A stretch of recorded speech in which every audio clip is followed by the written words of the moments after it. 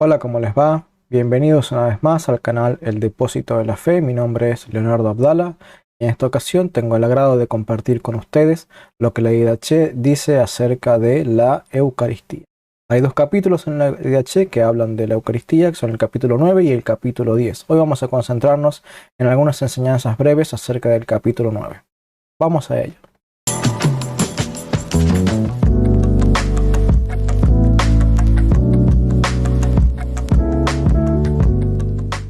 Finalmente, queridos hermanos y amigos, llegamos por fin al capítulo 9.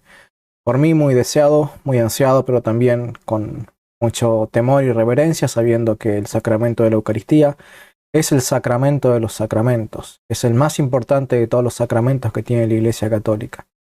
El capítulo 9 habla un poco de la antecomunión, es decir, todo lo que ocurre previo a la consagración del pan y del vino, y el capítulo 10 habla de lo que ocurre después de la consagración del pan y del vino. En este video vamos a concentrarnos en lo que es la antecomunión tal como está en la liturgia de la Iglesia Católica.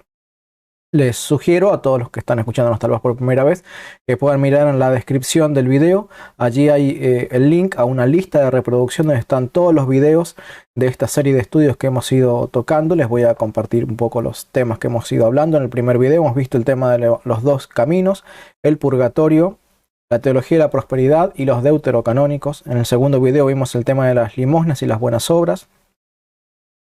En el video 3, un poco de la autoridad de la Iglesia y la sola Escritura. En el cuarto video hemos visto la comunión con los santos. En el quinto video hemos visto el tema del bautismo. En el sexto video, el ayuno. En el séptimo video, el Padre Nuestro. Y ahora, este es el octavo video, vamos a ver la misa en la primera parte, que es la antecomunión. Vamos a leer lo que dice entonces la Didache en el capítulo 9 y el versículo primero. Dice: respecto de la acción de gracias, daréis gracias de esta manera. Lo primero que uno debiera notar al leer este versículo es la palabra acción de gracias o dar gracias, porque cuando uno va y mira la palabra en el griego es la palabra Eucaristía. Ahora, sé que para muchos hermanos separados la palabra Eucaristía es un invento católico. De hecho, constantemente me preguntan acá en los comentarios de los videos, pero ¿de dónde aparece la palabra Eucaristía? Y es un argumento que muchos evangélicos creen tener la razón, creen que nos asustan a los católicos cuando nos preguntan en dónde está la palabra Eucaristía en la Biblia. Bueno, yo les voy a pedir que me acompañen. Voy a abrir el software bíblico y vamos a buscar entonces un par de textos. Vamos a buscar Mateo 26, 27.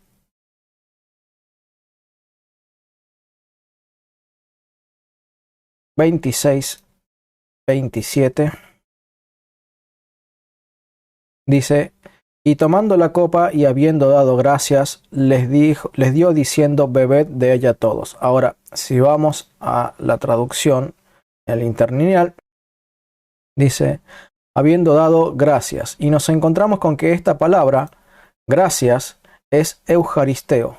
En realidad esta es la palabra normal, digamos. En la conjugación, la palabra eucaristesas, que es la palabra, la conjugación verbal de esa palabra que se traduce o nosotros utilizamos y llamamos Eucaristía. Y si ustedes también van a otro pasaje que menciona también la acción de gracias, como lo es Lucas 22, 17 al 19, vamos a buscarlos.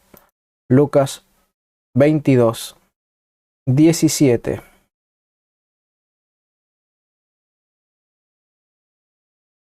Tenemos también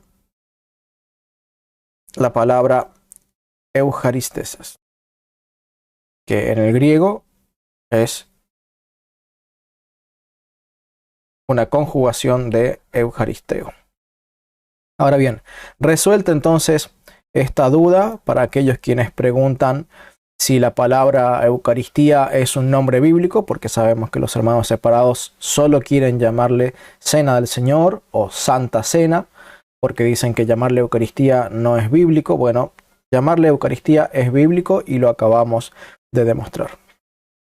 Lo primero que notamos entonces al leer en la Didache, que es la palabra Eucaristía. Y yo tengo acá en el libro de los Padres Apostólicos y también es exactamente la misma palabra en el griego.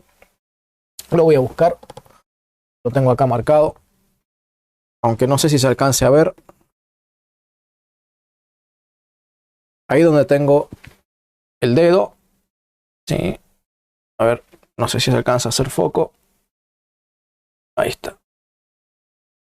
Esa palabra es la palabra Eucaristías.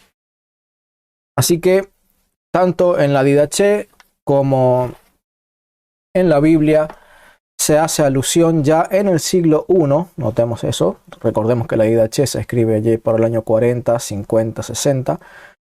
En el siglo I ya se le llamaba Eucaristía o, como lo traducimos nosotros al español, acción de gracias. Pero el nombre conocido por la iglesia primitiva era acción de gracias o Eucaristía. Y también tenía por nombre Cena del Señor. Los dos nombres son bíblicos y nosotros los católicos adoptamos el nombre Eucaristía. Ya vamos a ver por qué se utiliza ese nombre.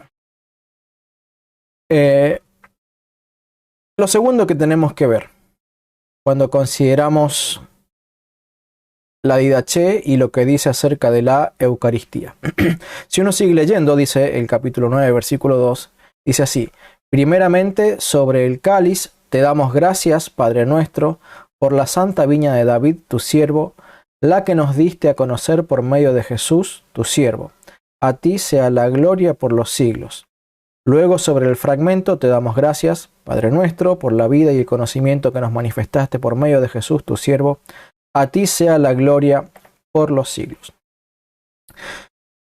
Lo que notamos es que el apóstol Bernabé, cuando da las instrucciones de cómo celebrar la Eucaristía, dice que debe haber un par de oraciones que precedan a el acto de comer el pan y el vino, o como creemos los católicos, comer el cuerpo y la sangre de Jesucristo.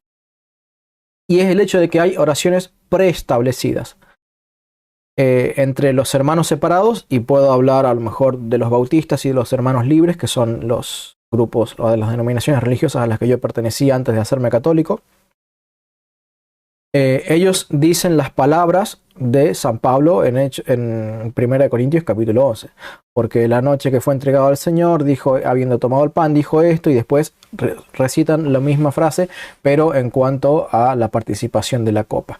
Pero también los hermanos separados tienen, al menos estos que yo conozco, la pronunciación de palabras relativamente preestablecidas, que por lo general no se desvían de ellas, y luego tienen todo una serie de oraciones y cánticos que son totalmente improvisados, según ellos, guiados por el Espíritu, pero en definitiva improvisados. Pero ellos acusan con mucha violencia a la Iglesia Católica porque en la misa tienen oraciones preestablecidas.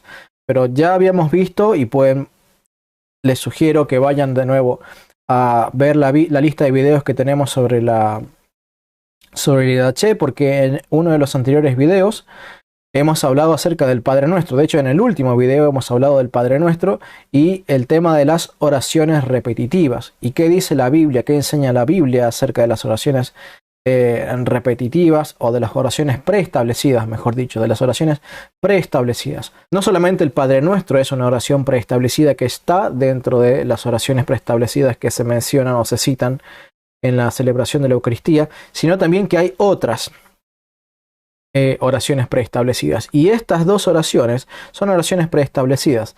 Ahora, para los que estudian en profundidad la Biblia y las costumbres de Israel, se darán cuenta que en la celebración de la Pascua judía, al menos en las liturgias más elaboradas, había 5 copas, de las cuales Cristo les hizo participar de 3 de ellas. Y estas oraciones, te damos gracias por el pan, te damos gracias por la santa viña o por el fruto de la vid, son oraciones muy, muy, muy parecidas a las que correspondían a la liturgia de la Pascua judía, y que Jesús habrá utilizado palabras como estas al celebrar la última cena, y la iglesia entonces tomó de estas oraciones y las canonizó, por así decirlo, y dijo, bueno, así deben celebrar la Eucaristía, con estas oraciones. Y no podemos decir que toda la iglesia de forma universal utilizara estas oraciones al principio, pero por lo menos seguramente en las iglesias que aceptaban la Didache como el catecismo para esas iglesias, porque de hecho no nos olvidemos que es un catecismo, seguramente tendrían la celebración de la Eucaristía utilizando estas oraciones preestablecidas. Estas son las oraciones que llamamos oraciones consagratorias. Lo siguiente que debemos ver al analizar la Didaché es que están invertidos el orden respecto de algunas de las otras porciones de la Escritura. Por ejemplo, el Evangelio de Mateo y de Marcos, estos dos evangelistas, como así también en 1 Corintios capítulo 11, versículos 23 y 26, el orden que se da para la celebración de la Eucaristía es primero el pan y luego, primero la consagración del pan y luego la consagración del vino. Pero acá Bernabé hace primero la consagración del vino y luego la consagración del pan, siguiendo el orden establecido por Lucas capítulo 22. Entonces tenemos que también había esta otra diferencia litúrgica en la forma de celebrar la Eucaristía en los primeros años. Y hay que ver también por cuántos siglos haya podido estar así esta diferencia. Lo cierto y lo que me llamó la atención es que, aunque tal vez no todos utilizaban las mismas oraciones consagratorias, ya vemos que 1 Corintios 11 utilizaba una oración consagratoria diferente de la que usaba o enseñaba Bernabé,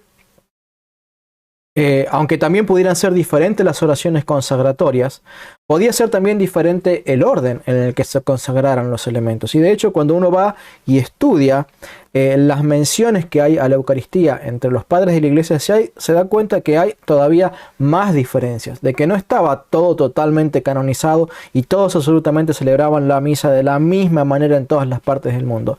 Lo que sí era universal y que para todos los católicos era un hecho, era de que allí se transfiguraba el pan y el vino y se cambiaban por el cuerpo y la sangre de Cristo bajo las apariencias o realidades de pan y vino.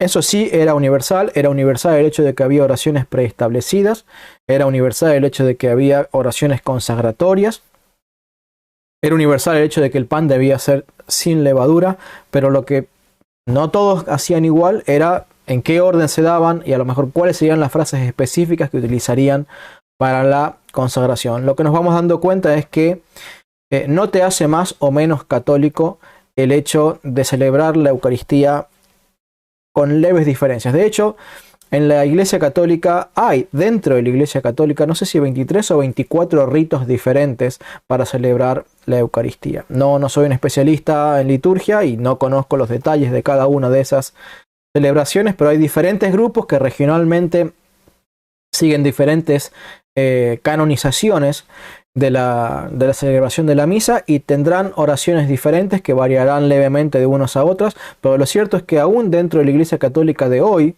hay diferencias en la manera de celebrar la misa y eso no hace que uno sea más católico o menos católico. El concepto central de la Eucaristía es la consagración, la transubstanciación y lo que vamos a ver en este video, que es la Eucaristía como sacramento de unidad.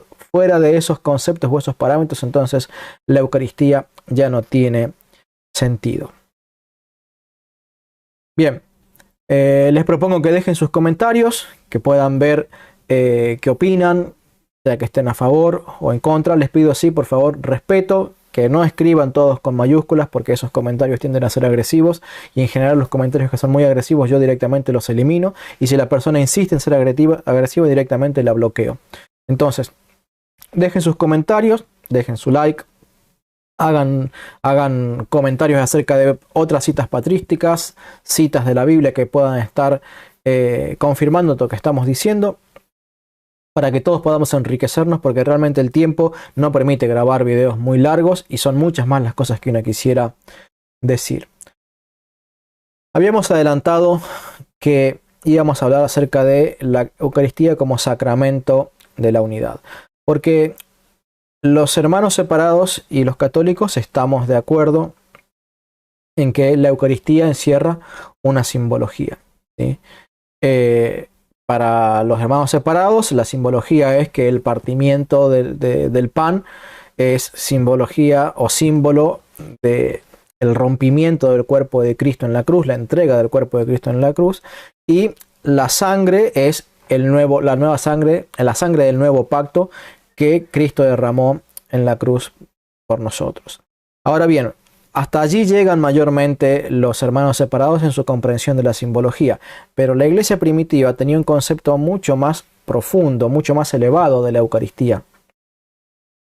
Y enseñaba que el sacramento de la Eucaristía es sacramento de unidad. Así que vamos a enseñarlo con la misma didaché, con la Biblia y con otros padres de la iglesia que nos enseñan esto mismo, que la Eucaristía es sacramento de unidad. Vamos a leer ahora el capítulo 4, perdón, el capítulo 9, versículo 4 de la didaché. Y dice: como este fragmento estaba disperso sobre los montes y reunido se hizo uno, así sea reunida tu iglesia de los confines de la tierra en tu reino, porque tuya es la gloria y el poder por Jesucristo eternamente. Ya vamos viendo que el apóstol Bernabé, al citar este concepto de que el fragmento estaba disperso, ¿disperso cómo? Disperso en forma de trigo, ¿sí? Y que para poder llegar a ser uno, ¿sí?, fue hecho pan y tuvo que ser molido y unificado. Dice: así la iglesia que está repartida por el mundo en tu reino sea hecha una.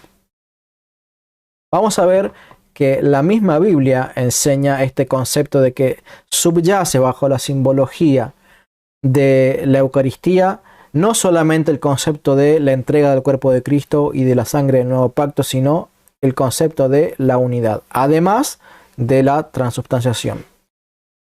Dice 1 Corintios 10:17. Dice: siendo uno solo el pan, nosotros, con ser muchos, somos un cuerpo, pues todos participamos de aquel mismo pan. Lo repito: siendo uno solo el pan, nosotros, con ser muchos, somos un cuerpo, pues todos participamos de aquel mismo pan. Y aquí está la enseñanza. No nos olvidemos que 1 Corintios 10 y 1 Corintios 11 son capítulos relativos a la Eucaristía. El capítulo 10 es una exhortación de Pablo a no comer la cena indignamente, no participar de la cena indignamente, basándose en el ejemplo de lo que le había acontecido a los israelitas allí en el desierto, que ellos habían sido bautizados en la nube de Moisés y habían sido bautizados en el mar, y que habían participado de la roca que los seguía y del agua que brotaba de allí, y habían participado del maná celestial, ¿sí? Y todo ello era símbolo de la Eucaristía, ¿sí? El pan que descendía del cielo y el agua que bebían, que dice aquella comida espiritual, ellos participaron, pero al renglón siguiente dice: pero de la mayoría de ellos Dios no se agradó y perecieron en el desierto. Y luego en el capítulo 11 el apóstol Pablo va a hacer una exhortación y diciendo: miren, así como a ellos les pasó eso, eso fue hecho y sucedió y fue escrito para amonestarnos a nosotros. Por lo cual empieza a hablar el apóstol Pablo en el 1 Corintios capítulo 11 acerca de los abusos y los pecados que se cometían en la Eucaristía, y dice: así también el que come y bebe indignamente, dice, está comiendo su propia condenación, no discerniendo el cuerpo de Cristo. Ya vamos a entrar más en detalle en eso en otra ocasión. Pero ahora lo que quiero hacerles la referencia es a mostrarles que 1 Corintios 17 está hablando en el contexto de la Eucaristía, que la enseñanza culmina en el capítulo 11, pero todo lo que está en 1 Corintios capítulo 10 es una introducción basada en lo que les ocurrió a los israelitas allí cuando estaban en el desierto. Entonces, en el contexto de la enseñanza de la Eucaristía, el apóstol Pablo está diciendo: nosotros somos muchos, ¿sí? Somos muchos, pero todos somos un cuerpo. Todos participamos de un mismo pan que es Cristo. Así que la didaché enseña que la Eucaristía es un símbolo de unidad.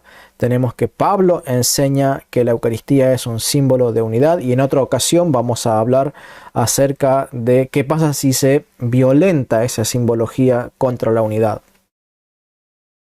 Y ahora vamos a hablar acerca de lo que enseñan los padres de la iglesia, es decir, estos discípulos de los apóstoles y los discípulos de los apóstoles, para ver qué enseñan ellos acerca de cómo les fue enseñado a partir de los apóstoles y pasando de generación en generación, cómo les fue enseñado este concepto de la Eucaristía como sacramento de la unidad.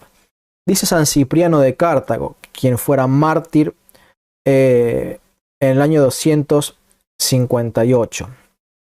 Dice en su escrito sobre la unidad de la iglesia: el Señor avisa y enseña que hay que apartarse de estos hombres, dice.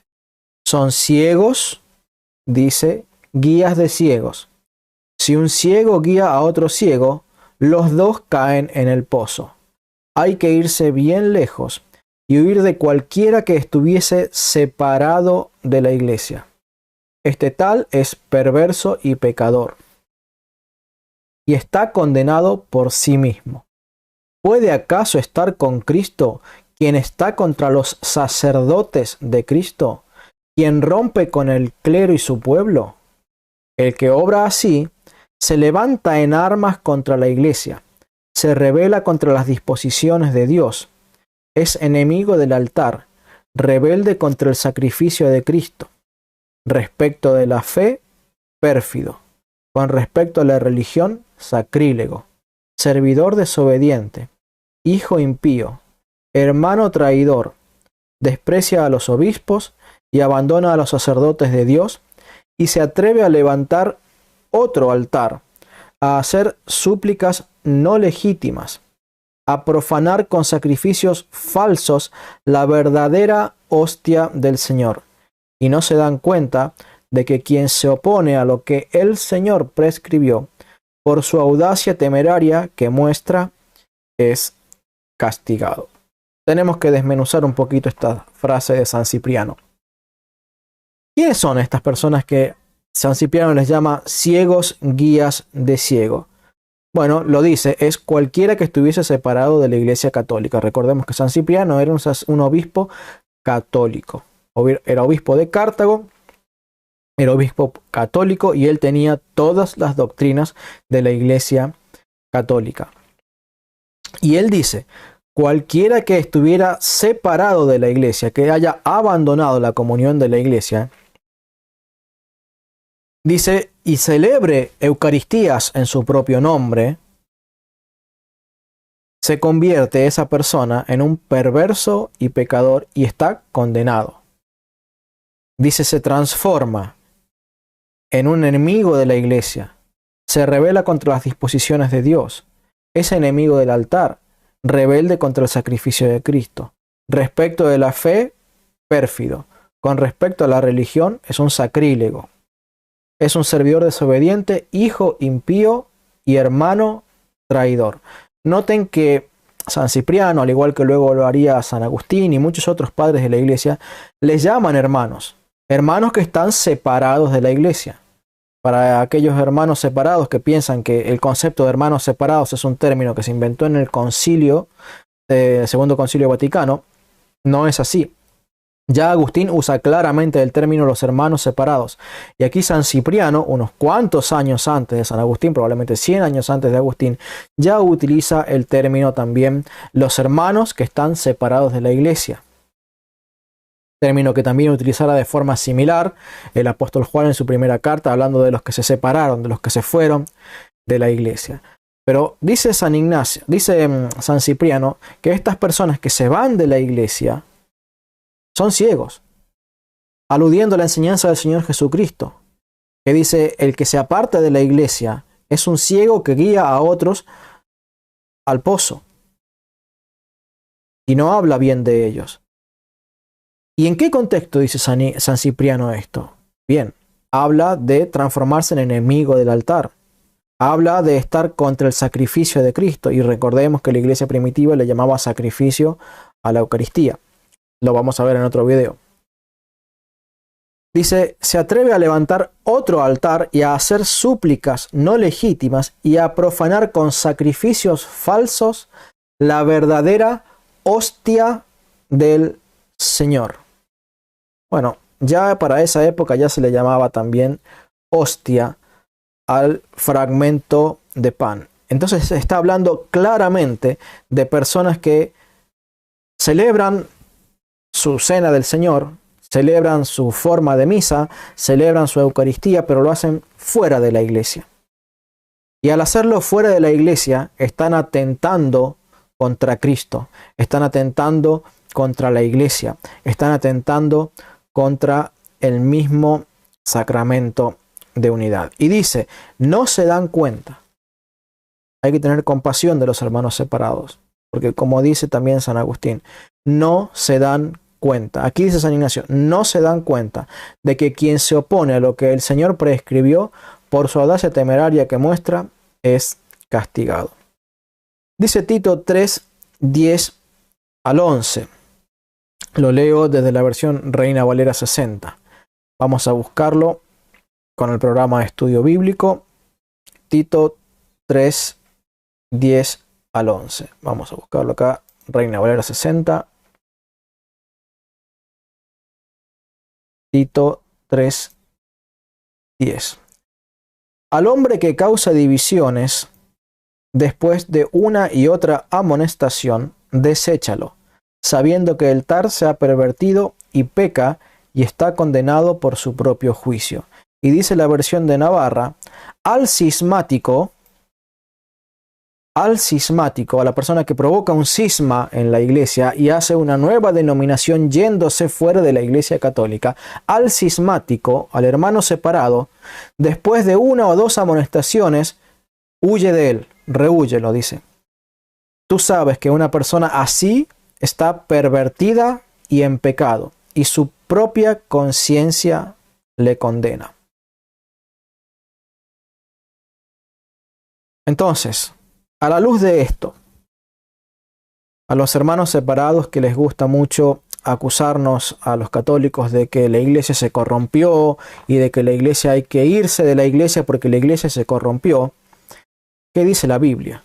Que el que se va de la iglesia católica, ese es un corrupto. ¿Qué dice la Escritura? Que el que causa divisiones, causa cismas, ha sido desechado, está pervertido, comete pecado, comete sacrilegio. ¿Quién se ha corrompido? Si lo que estamos haciendo es video tras video ir demostrando que las doctrinas de la Iglesia Católica están presentes allí en los primeros siglos. Y si podemos ver la continuidad teológica desde los primeros siglos hasta el día de hoy, entonces no hay tal corrupción teológica. Puede haber habido grandes pecadores, no lo podemos negar. Ha habido grandes pecadores dentro de la Iglesia Católica. ¿Sí? Pero eso no significa que su teología y su enseñanza no sea la misma enseñanza apostólica, que es el hecho que a muchos nos ha sacado del protestantismo para hacernos católicos. Entonces, los que se han corrompido son en realidad no los católicos, sino los evangélicos. Los evangélicos, los luteranos, los presbiterianos y todos los que, haciendo un cisma, según lo que la misma Biblia dice, han sido desechados. ¿Sí? Y se han pervertido, se han corrompido y además se transforman en enemigos del altar, enemigos de Cristo, enemigos de la iglesia de Cristo. Dice San Agustín en la Eucaristía, en su sermón 185. Pero no busquen al Espíritu Santo sino en el cuerpo de Cristo. De este sacramento del cuerpo de Cristo, ellos, y refiriéndose a los cismáticos donatistas, ellos tienen solamente lo exterior, pero no su realidad interna, y por eso comen y beben su propia condenación, porque el pan, que es uno, es sacramento de unidad, ya que como dice el apóstol, uno es el pan, un solo cuerpo formamos nosotros, aunque seamos muchos. Por lo tanto, solo la Iglesia Católica es el cuerpo de Cristo, cuya cabeza es el Salvador de su cuerpo. Fuera de este cuerpo, a nadie vivifica el Espíritu Santo. Una vez más, desmenucemos las partes que componen esta cita de San Agustín. Recordemos, en su escrito sobre la Eucaristía, en el sermón 185. Dice, no busquen al Espíritu Santo, sino en el cuerpo de Cristo. ¿Qué está queriendo decir? ¿Alguien quiere buscar una experiencia con el Espíritu Santo? Tiene que buscarlo en la Iglesia Católica, que es el cuerpo de Cristo. Esos que buscan la experiencia del Espíritu Santo fuera del cuerpo de Cristo, fuera de la Iglesia Católica, se están engañando a sí mismos. Pero dice, de este sacramento del cuerpo de Cristo, noten que es otro nombre que tiene la Iglesia primitiva para la Eucaristía, que es no solamente el sacramento de la Eucaristía, sino el sacramento del cuerpo de Cristo. Y no acá el sentido del cuerpo místico solamente, sino el cuerpo presente de Cristo. De este sacramento del cuerpo de Cristo, ellos, los cismáticos, solamente tienen lo exterior, pero no su realidad interna. Ahora, vamos a entender qué es lo que significa esto, porque San Agustín está declarando que hay una realidad exterior y una realidad interior. La realidad exterior es solamente lo simbólico. Hacemos esto, ponemos esto aquí, decimos esto otro acá, cantamos esto, decimos esto otro, nos ponemos en tal o cual postura, la secuencia de las cosas, la liturgia. Dice, los donatistas, puntualmente dice, copiaron la liturgia de la Iglesia Católica. Tienen todo lo exterior de la Iglesia Católica, pero no tienen su realidad interna. El Espíritu Santo no está en ellos, porque el Espíritu Santo solo está en el cuerpo de Cristo. Entonces, aquellas Eucaristías o aquellas cenas del Señor o aquellas celebraciones de la cena del Señor que se hacen fuera de la Iglesia Católica carecen de la realidad interna, de manera que ocurre como confiesan los mismos evangélicos. No. La cena del Señor, te dicen ellos, es solo un símbolo. Para ellos, tiene razón. Ellos solamente tienen la realidad externa, solo el simbolismo. Cuando viene un bautista o un pentecostal o un testigo de Jehová o un adventista o un mormón y te dice, no, la cena del Señor es solo un símbolo, para ellos, tiene razón. Ellos solamente tienen la realidad externa, pero carecen de la realidad interna, porque en la iglesia, en el cuerpo de Cristo, en la Iglesia Católica, ocurre algo al consagrarse las realidades, la sustancia del pan y del vino, ocurre algo que no ocurre en ningún otro lado del mundo, que es que ese pan y ese vino se transforman en el cuerpo y la sangre de Cristo. Y esa es la realidad interna de la que está hablando San Agustín. Dice, y por esa causa, porque ellos solamente tienen lo exterior y no su realidad interna, dice, y por esa causa comen y beben su propia condenación. ¿Por qué? ¿Por qué dice San Agustín que los que están fuera de la Iglesia Católica comen y beben su propia condenación a pesar de que están celebrando la Eucaristía o a pesar de que están celebrando la Cena del Señor? Dice, porque el pan que es uno es sacramento de unidad, ya que como dice el apóstol, uno es el pan, un solo cuerpo formamos nosotros, aunque somos muchos. Por eso la Iglesia Católica es el cuerpo de Cristo, cuya cabeza es el Salvador. Dice, y fuera de este cuerpo a nadie vivifica el Espíritu Santo. ¿Y qué está enseñando San Agustín aquí? Por eso decimos que San Agustín y todos los otros padres de la Iglesia enseñan teología católica. Sucede que los hermanos separados, como no conocen la teología católica, y los que muchas veces se apartan de la Iglesia Católica, se apartaron porque no conocen la doctrina católica, no saben distinguir entre los escritos de los padres de la Iglesia la teología católica. Notemos que esta cita comienza hablando de quienes buscan al Espíritu Santo. Dice, quienes quieran buscar al Espíritu Santo tienen que buscarlo dentro de la Iglesia Católica. ¿Y cómo cierra esta cita? Diciendo, fuera de este cuerpo a nadie vivifica el Espíritu Santo. ¿Y por qué dice San Agustín de Hipona que fuera de la Iglesia Católica el Espíritu Santo no va a darle vida a nadie? Porque hay un dogma en la Iglesia Católica que se llama, fuera de la Iglesia Católica no hay salvación. Fuera de la Iglesia Católica no hay salvación. Fuera del cuerpo de Cristo, el Espíritu Santo no opera, no obra en nadie. Puede tener misericordia de algunos y sanar milagrosamente a algunos, porque de hecho ha ocurrido y ha ocurrido entre paganos, ¿sí?, que ni siquiera creen en Cristo. Puede Dios tener misericordia de un montón de personas y salvar milagrosamente una nación de una destrucción, y ha ocurrido, ¿sí? Puede milagrosamente hacer un montón de cosas, pero el vivificar, dar vida y transmitir la vida eterna solo ocurre dentro de la Iglesia Católica. Solo ocurre dentro de la Iglesia Católica. Fuera del cuerpo, dice, a nadie vivifica el Espíritu Santo. Vamos a ampliar esto más adelante, no sé si en este video, sino en el próximo, cuando hablemos de por qué la Eucaristía es tan necesaria para la vida eterna. Pero ya les voy anticipando que esta frasecita, fuera del cuerpo a nadie vivifica el Espíritu Santo, es una relación y una enseñanza directa del hecho de lo que dice Juan capítulo 6, versículos 53 y 54, que el que come el cuerpo y bebe la sangre de Cristo tiene vida eterna, y el que no come del cuerpo y no bebe de la sangre de Cristo no tiene vida eterna. San Agustín está citando esa enseñanza, diciendo, el que no tiene la realidad interna de realmente comer el cuerpo y beber la sangre de Cristo, esa persona no tiene vida eterna. El que come de la realidad interna de la Eucaristía, es decir, el cuerpo y la sangre de Cristo, esa persona es vivificada por el Espíritu Santo. Y por eso, donde no hay fe, donde no hay consagración real, donde no está el Espíritu Santo, allí el Espíritu Santo no les vivifica por la Eucaristía. Y San Agustín enseña teología católica. Vuelvo a citar a San Agustín en el sermón 227 de la Carta a la Eucaristía, del libro La Eucaristía. El apóstol dice, uno es el pan, un solo cuerpo formamos nosotros, aunque somos muchos. Así explicó el sacramento de la mesa del Señor. Otro nombre de sacramento es el sacramento de la mesa del Señor, dice. Así lo explico, dice. Uno es el pan, un solo cuerpo formamos nosotros, aunque somos muchos. Se os dice que en este pan, como tenéis que amar la unidad. ¿Acaso fue hecho este pan de un solo grano de trigo?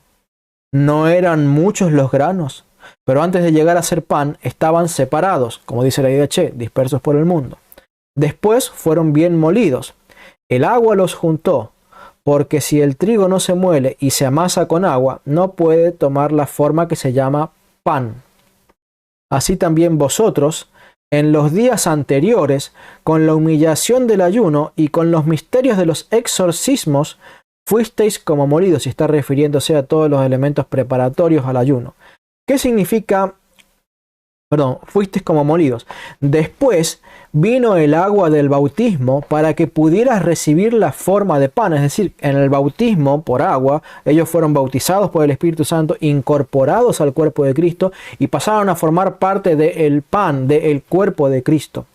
Y dice, recibieron la firma del pan. Pero el pan necesita pasar por el fuego. ¿Qué significa el fuego? Es la unción.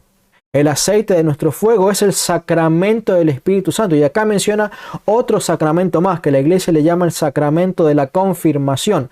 Para los hermanos separados que preguntan, ¿dónde está el sacramento de la confirmación? Bueno, ya se viene anunciando por medio de San Agustín que hay un sacramento de la confirmación. Y San Agustín nos va a decir en dónde encontrar ese sacramento. Dice, fijaos en los Hechos de los Apóstoles y veréis que en el día de Pentecostés vendrá el Espíritu Santo y vendrá de esta manera, mostrándose en lenguas de fuego. Viene pues el Espíritu Santo, después el agua, el fuego, y quedáis convertido en pan, que es el cuerpo de Cristo. Y de este modo se significa la unidad. Y notemos todo el proceso del cual está hablando San Agustín. Dice, cuando inconversos fueron necesarios el arrepentimiento, los ayunos, las humillaciones, los exorcismos que hace la Iglesia previo a los ayunos, al bautismo. Luego vino el Espíritu Santo en el bautismo de agua. Luego, ¿qué dice? El sacramento de el Espíritu Santo, que es la incorporación al cuerpo de Cristo. Y de esta forma se significa la unidad. Hemos visto entonces que la Eucaristía y la Cena del Señor no meramente representan la muerte de Cristo y su sangre derramada como lo entienden los evangélicos. Para un católico es sacramento de unidad y refleja la unidad del cuerpo. Y quien quebranta esa unidad del cuerpo, como lo dice la misma Biblia, lo vamos a buscar ahora, permítanme buscarlo, citaré de memoria, así que vamos a buscar. Primera de Corintios, capítulo 11, dice, Primera de Corintios 11, 17, al recomendaros esto, no os alabo, porque no os reunís para vuestro bien espiritual, sino para vuestro daño. En primer lugar, oigo que cuando os reunís en asamblea litúrgica, es decir, a participar de la Eucaristía, hay divisiones entre vosotros, y en parte lo creo, pues conviene que haya entre vosotros disensiones, para que se descubran entre vosotros los de virtud aprobada. Empieza a dar una serie de acusaciones acerca de otro tipo de abusos que se cometían durante la celebración de la Eucaristía, y dice: así pues, el que coma o beba del cáliz del Señor indignamente será reo del cuerpo y de la sangre del Señor. Examínese por tanto cada uno a sí mismo, y entonces coma del pan y beba del cáliz, porque el que come y bebe sin discernir el cuerpo bebe su propia condenación. Bebe su propia condenación.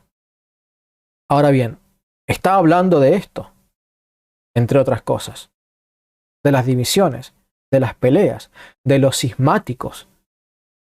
Está hablando de los que se apartan para hacer sus propias Eucaristías y no reflejando el sacramento de la unidad, como lo acaba de enseñar versículos antes el apóstol Pablo en esa misma carta.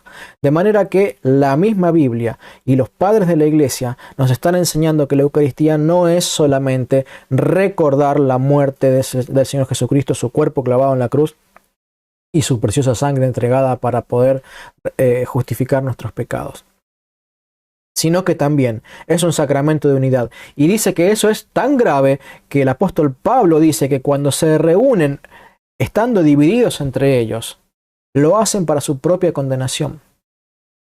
Está en la Biblia, querido hermano separado. Cuando estás en una división y participás de la cena del Señor, estando dividido, separado del cuerpo de Cristo, que es la Iglesia Católica, lo haces para tu propio daño. Más bien deberías escuchar el consejo del Señor Jesucristo, que dice que si estás peleado con tu hermano y traes tu ofrenda al altar, dejala ahí a los pies, andá y reconciliate con tu hermano, y entonces vení y busca tu ofrenda y presentala. ¿Qué significa eso? ¿Estás separado de la Iglesia Católica? ¿Estás presentando ofrendas y Eucaristías y cenas del Señor estando dividido del cuerpo de Cristo, estando enemistado con la Iglesia de Cristo? ¿Qué tenés que hacer? Dejá de participar de eso. Andá y reconciliate con la Iglesia Católica, y entonces participá del cuerpo de Cristo en la unidad del cuerpo de Cristo y no fuera del cuerpo de Cristo.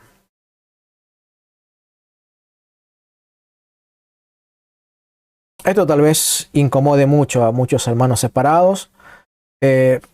Yo creo que tienen libertad de dejar sus comentarios y seguramente estarán en desacuerdo. Les pido también a los hermanos católicos, por favor, ayúdenme a explicarle a estos hermanos separados estas cosas que nosotros estamos diciendo, porque a mí el tiempo muchas veces no me alcanza para dar respuesta completa a todos los comentarios. Pero bueno, siéntanse en la libertad de dejar sus comentarios y trataremos de dar respuesta caritativa a cada uno de ellos. Pero les pido, por favor, sean respetuosos. Ahora bien, volvamos al tema de la Didaché.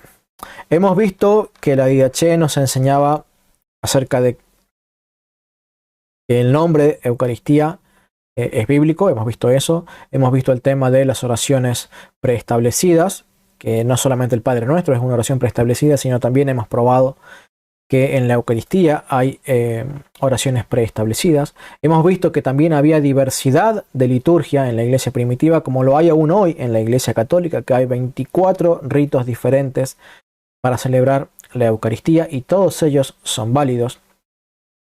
Hemos visto también a la Eucaristía no solo como un símbolo de la muerte de Cristo y de su sangre derramada, sino también como sacramento de la unidad y la implicación que tiene en cuanto a la salvación de las almas que pretenden celebrar la Cena del Señor separados de la Iglesia Católica.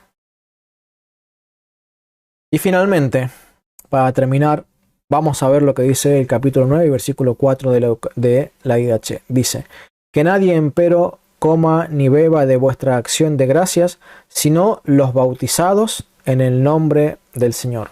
Pues acerca de ella dijo el Señor: no deis lo santo a los perros. Ahora bien, hemos dicho que la enseñanza de la Didaché respecto de la Eucaristía se divide en dos secciones: la antecomunión y la poscomunión, tal como lo tiene la Iglesia Católica. Pero aquí también deja de entrever otra característica de lo que era la liturgia de la iglesia primitiva. ¿Por qué?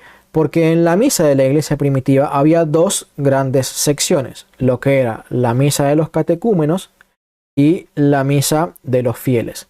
En la misa de los catecúmenos estaban tanto los fieles, los que eran bautizados, como los que estaban en proceso de ser instruidos para su bautismo. A estos que estaban en proceso de instrucción se les llamaba los catecúmenos. Y a ellos se les permitía escuchar ciertas oraciones y también participar de la administración de la palabra, es decir, del sermón o la homilía, como se conocía también en aquella época. Esa es la parte que se conoce como la misa de los catecúmenos y es en obediencia a este mandamiento del Señor Jesucristo.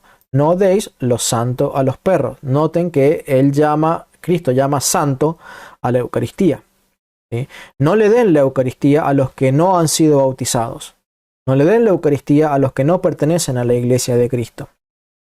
¿Y qué hacía la iglesia? Dividía la reunión de la misa en dos secciones. Participaban de la primera sección los no bautizados y luego debían retirarse. Sí, debían retirarse porque solo quedaban presentes los que estaban bautizados para participar de toda la sección de la consagración, la comunión y la poscomunión de la Eucaristía. Para quienes quieran indagar un poquito más acerca de cómo era este tema del bautismo trinitario en la iglesia primitiva, en la descripción van a encontrar un link al video correspondiente para que puedan ver qué enseña la Didache, la Biblia y los padres de la iglesia acerca del bautismo trinitario.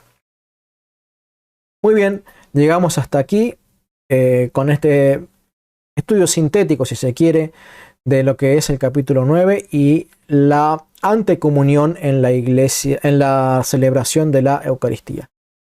En la próxima entrega de esta serie de videos acerca de la Didache vamos a hablar acerca de la poscomunión y vamos a entrar a analizar más en detalle el concepto de la transubstanciación y vamos a ver cómo es que la Biblia y los padres de la iglesia enseñan lo mismo que enseña la iglesia católica hoy.